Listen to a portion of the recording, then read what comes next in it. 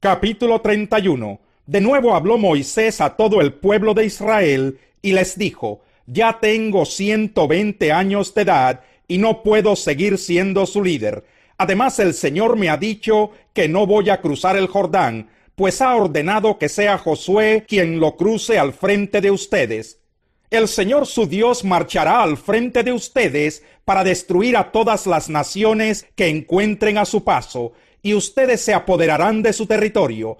El Señor las arrasará como arrasó a Sihón y Og, los reyes de los amorreos, junto con sus países. Cuando el Señor los entregue en sus manos, ustedes los tratarán según mis órdenes. Sean fuertes y valientes, no teman ni se asusten ante esas naciones, pues el Señor su Dios siempre los acompañará, nunca los dejará ni los abandonará.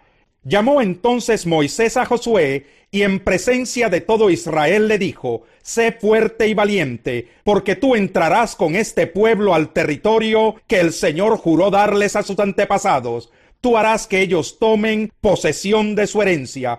El Señor mismo marchará al frente de ti y estará contigo. Nunca te dejará ni te abandonará. No temas ni te desanimes. Moisés escribió esta ley y se la entregó a los sacerdotes, los hijos de Leví, que transportaban el arca del pacto del Señor, y a todos los ancianos de Israel.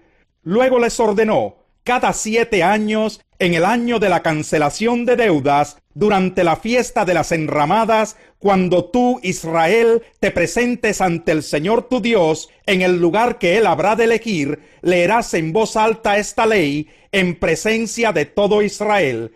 Reunirás a todos los hombres, mujeres y niños de tu pueblo, y a los extranjeros que vivan en tus ciudades, para que escuchen y aprendan a temer al Señor tu Dios, y obedezcan fielmente todas las palabras de esta ley. Y los descendientes de ellos, para quienes esta ley será desconocida, la oirán y aprenderán a temer al Señor tu Dios, mientras vivan en el territorio que vas a poseer al otro lado del Jordán. El Señor le dijo a Moisés: Ya se acerca el día de tu muerte. Llama a Josué y preséntate con él en la tienda de reunión para que reciba mis órdenes. Fue así como Moisés y Josué se presentaron allí. Entonces el Señor se apareció a la entrada de la tienda de reunión en una columna de nube, y le dijo a Moisés: Tú irás a descansar con tus antepasados, y muy pronto esta gente me será infiel con los dioses extraños del territorio al que van a entrar. Me rechazarán y quebrantarán el pacto que hice con ellos. Cuando esto haya sucedido, se encenderá mi ira contra ellos y los abandonaré. Ocultaré mi rostro y serán presa fácil. Entonces les sobrevendrán muchos desastres y adversidades, y se preguntarán: ¿no es verdad que todos estos desastres nos han sobrevenido porque nuestro Dios ya no está con nosotros? Y ese día yo ocultaré aún más mi rostro, por haber cometido la maldad de irse tras otros dioses. Escriban pues este cántico y enséñenselo al pueblo, para que lo cante y sirva también de testimonio contra ellos.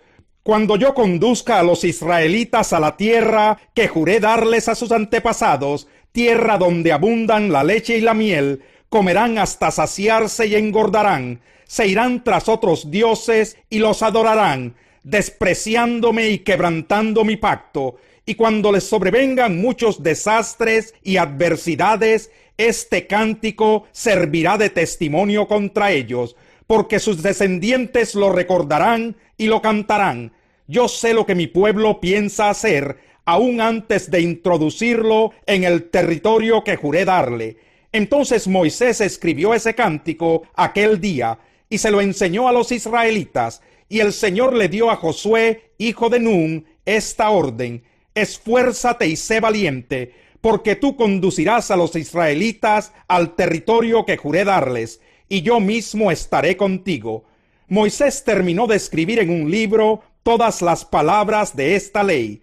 Luego dio esta orden a los levitas que transportaban el arca del pacto del Señor: Tomen este libro de la ley y pónganlo junto al arca del pacto del Señor su Dios. Allí permanecerá como testigo contra ustedes, los israelitas, pues sé cuán tercos y rebeldes son.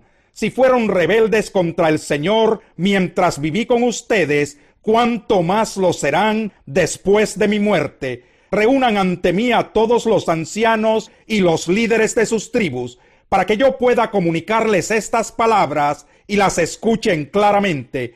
Pongo al cielo y a la tierra por testigos contra ustedes, porque sé que después de mi muerte se pervertirán y se apartarán del camino que les he mostrado.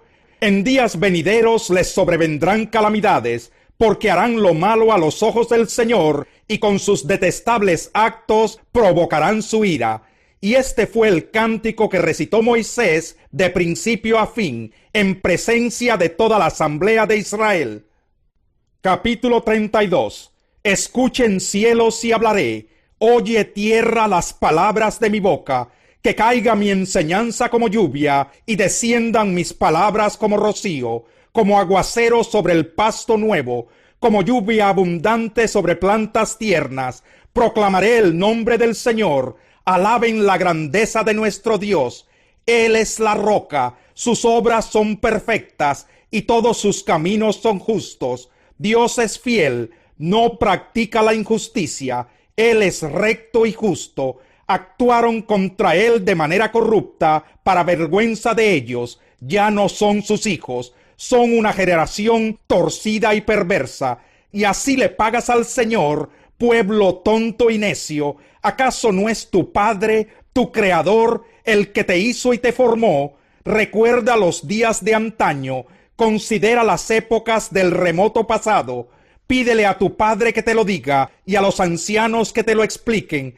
Cuando el Altísimo dio su herencia a las naciones, cuando dividió a toda la humanidad, les puso límites a los pueblos, según el número de los hijos de Israel, porque la porción del Señor es su pueblo. Jacob es su herencia asignada, lo halló en una tierra desolada, en la rugiente soledad del yermo, lo protegió y lo cuidó, lo guardó como a la niña de sus ojos, como un águila que agita el nido y revolotea sobre sus polluelos, que despliega su plumaje y los lleva sobre sus alas. Solo el Señor lo guiaba, ningún dios extraño iba con él.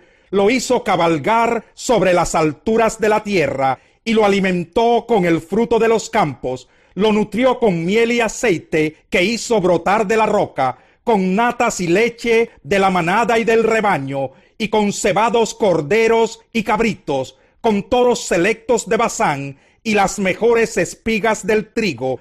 Bebió la sangre espumosa de la uva. Jesurún engordó y pateó, se hartó de comida y se puso corpulento y rollizo. Abandonó al Dios que le dio vida y rechazó a la roca, su Salvador. Lo provocó a celos con dioses extraños y lo hizo enojar con sus ídolos detestables.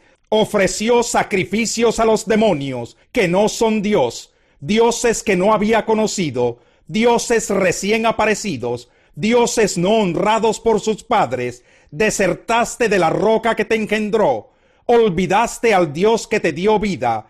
Al ver esto, el Señor los rechazó, porque sus hijos y sus hijas lo irritaron. Les voy a dar la espalda, dijo, y a ver en qué terminan. Son una generación perversa, son unos hijos infieles. Me provocaron a celos con quien no es Dios como yo, y me enojaron con sus ídolos indignos. Pues yo haré que ustedes sientan envidia de los que no son pueblo. Voy a irritarlos con una nación insensata. Se ha encendido el fuego de mi ira, que quema hasta lo profundo del abismo. Devorará la tierra y sus cosechas, y consumirá la raíz de las montañas. Amontonaré calamidades sobre ellos, y gastaré mis flechas en su contra. Enviaré a que los consuman el hambre, la pestilencia nauseabunda y la plaga mortal. Lanzaré contra ellos los colmillos de las fieras, y el veneno de las víboras que se arrastran por el polvo. En la calle la espada los dejará sin hijos, y en sus casas reinará el terror. Perecerán los jóvenes y las doncellas, los que aún maman y los que peinan canas. Me dije, voy a dispersarlos, borraré de la tierra su memoria, pero temí las provocaciones del enemigo, temí que el adversario no entendiera y llegara a pensar: hemos triunfado. Nada de esto lo ha hecho el Señor.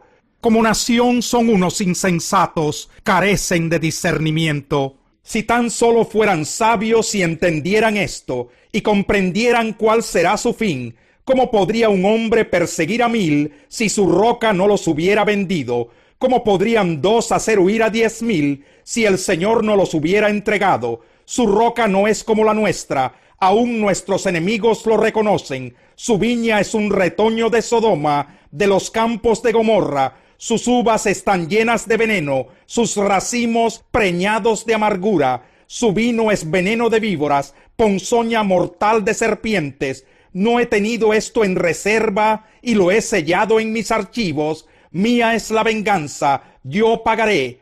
A su debido tiempo su pie resbalará. Se apresura su desastre y el día del juicio se avecina. El Señor defenderá a su pueblo cuando lo vea sin fuerzas. Tendrá compasión de sus siervos cuando ya no haya ni esclavos ni libres. Y les dirá: ¿dónde están ahora sus dioses, la roca en la cual se refugiaron? ¿Dónde están los dioses que comieron la gordura de sus sacrificios y bebieron el vino de sus libaciones? Que se levanten a ayudarles, que les den abrigo. Vean ahora que yo soy único, no hay otro Dios fuera de mí. Yo doy la muerte y devuelvo la vida, causo heridas y doy sanidad. Nadie puede librarse de mi poder. Levanto la mano al cielo y declaro, tan seguro como que vivo para siempre, cuando afile mi espada reluciente y en el día del juicio la tome en mis manos, me vengaré de mis adversarios, les daré su merecido a los que me odian. Mis flechas se embriagarán de sangre, y mi espada se hartará de carne, sangre de heridos y de cautivos, cabezas de caudillos enemigos. Alégrense naciones con el pueblo de Dios. Él vengará la sangre de sus siervos. Sí, Dios se vengará de sus enemigos, y hará expiación por su tierra y por su pueblo. Acompañado de Josué, hijo de Nun, Moisés fue y recitó ante el pueblo todas las palabras de este cántico. Cuando terminó, les dijo a todos los israelitas: mediten bien en todo lo que les he declarado solemnemente este día, y díganles a sus hijos que obedezcan fielmente todas las palabras de esta ley, porque no son palabras vanas para ustedes, sino que de ellas depende su vida. Por ellas vivirán mucho tiempo en el territorio que van a poseer al otro lado del Jordán. Ese mismo día el Señor le dijo a Moisés: sube a las montañas de Abarín y contempla desde allí el monte Nebo, en el territorio de Moab, frente a Jericó, y el territorio de Canaán, el cual voy a dar en posesión a los israelitas. En el monte al que vas a subir morirás, y te reunirás con los tuyos, así como tu hermano Aarón murió y se reunió con sus antepasados en el monte Hor. Esto será así porque a la vista de todos los israelitas, ustedes dos me fueron infieles en las aguas de Meribá Cades. En el desierto de Sin no honraron mi santidad. Por eso no entrarás en el territorio que voy a darle al pueblo de Israel. Solamente podrás verlo de lejos. Capítulo 5. Un hombre llamado Ananías también vendió una propiedad y en complicidad con su esposa Safira se quedó con parte del dinero y puso el resto a disposición de los apóstoles. Ananías, le reclamó Pedro, ¿cómo es posible que Satanás haya llenado tu corazón para que le mintieras al Espíritu Santo y te quedaras con parte del dinero que recibiste por el terreno? ¿Acaso no era tuyo antes de venderlo? Y una vez vendido, ¿no estaba el dinero en tu poder? ¿Cómo se te ocurrió hacer esto? No has mentido a los hombres, sino a Dios. Al oír estas palabras, Ananías cayó muerto, y un gran temor se apoderó de todos los que se enteraron de lo sucedido.